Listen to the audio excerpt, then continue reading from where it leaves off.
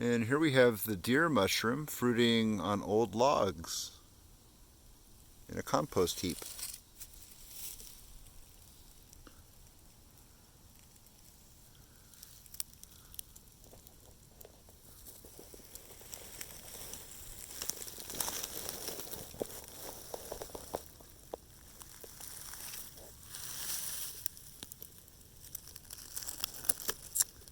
And this little one found its way off the compost heap.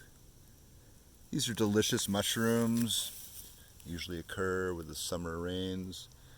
Sometimes you water the garden. This one has bites taken out of it. And that's why we're going to leave these here, which is one small way of practicing reciprocity with nature.